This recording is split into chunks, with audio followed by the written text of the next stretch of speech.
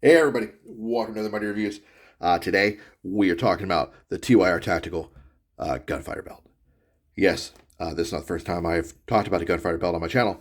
It's the first time I've kind of reviewed one in this format. The last time we did talk about one of these belts, it was in a kit shakedown, but I got another one. And I realized I've never done a standalone video, so let's get into this motherfucker, shall we? So, this is a full kit. It's the TYR GFB kit. It's an extra large because I'm a big boy and I needed to go up a size to make sure it'll fit my ass because the first one I ever ordered was a large and I didn't read their shit right and I made a mistake. So, they recommend, like, if you wear a 32-inch pant, you should probably go with 35 inner belt and corresponding belts because, lo and behold, that's how their sizing works. So I was like, oh, I wear a large, I'll go with a large. Yeah, no. I needed their extra large because of how their sizing fits.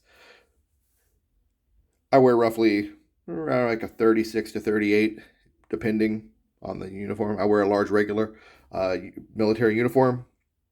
Extra large is the way to go, in my opinion. That's just me, though. Like I said, I'm a big boy. I was a '03 equivalent Navy tool, and we're big old corn-fed knuckle draggers, and yeah, so extra large for me. Anyway, let's get to this motherfucker, shall we? Get this out of there. In the kit, you have. So, if you bought this directly for TYR, you have to piece this motherfucker together yourself. But in this kit that I got off eBay, I have the inner belt. Hold on, I'm gonna just bring this up. Listen to this. Are you ready, guys? Are you ready for this? Listen, ready? 1, 2, 3. We're gonna hear it together. That fucker's that's solid. This thing is like rigid as hell. I mean, it's rigid. It's gonna hold some shit. I like that. So I was a little surprised, to be honest with you, because I didn't get an inner belt with my first setup. And here's the label just to show you. TYR inner belt. I used a different inner belt with my first setup, and it was a real flimsy, floppy inner belt. That motherfucker's solid. That shocked me. I was like, God damn. Then you've got the awesome spacer mesh. So this is a FR antimicrobial spacer mesh sleeve. It velcros in and out. It's actually really nice. So this I did get with my last one. Do dig it. I like it. It's really comfortable. It feels good on your hips and on your body. And after me getting a brand new one of those body parts, the hip, I will forever appreciate something like this. Whereas before, I did not. It is loop lined on the inside. My original belt was a hook line, loop, hook lined on the inside. My original belt was loop lined on the inside. I've since discovered I prefer the hook on the inside of the outer belt vice the loop because it tends to hold better. That is just my opinion, but you know, whatever. Here's the label here. We've got this here. It's the TYR GFB 114 Echo version 2. So this is the multicam, as we see here. Multicam. By multicam, it's just talking about the 1/4 inch molly points, the PALS webbing. The actual belt itself is a coyote tannish thicker webbing material. It has a soft riggers tie down point here. Pretty cool. You can put a heel lanyard or something of that nature on there. I personally have this old boat tie down from like a gun station. And this is what I would use. If I was in heavy seas, I could use one of these to tie myself off to a gun station. So a small one. There you go. I like that. That's pretty rad. It does what it has to do. Locking carabiners. Always good to have. Get those out of here. We don't need them now. The belt is load rated according to TYR. It's about 6,500 6,300, something like that, plus or minus 5 pounds. They say it's independently tested. I don't know if I want to rappel and test it myself or get hoisted into a helo. However, they say it's load rated, so that is pretty cool. That's always a bonus. It's got a nice Austral Alpine Cobra buckle. It's Cobra Pro style. Fancy buckle.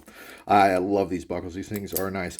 I have noticed, for me, I don't know if it's just my big ass meat paws, but sometimes I do have a trouble. They will get stuck and fiddle fart around like, come on, buckle. But I still dig them. I like them a lot. I'm a big fan of the Cobra buckles now. Stitching on these TYR belts is fucking phenomenal. They're heavy. I think these bar tacks, if I remember correctly. Heavily tacked throughout the entire belt. And just well-made pieces of kit. Definitely worth the price. Definitely worth the price of admission and worth the money. I can't recommend them enough, honestly. This thing was stupid good deal.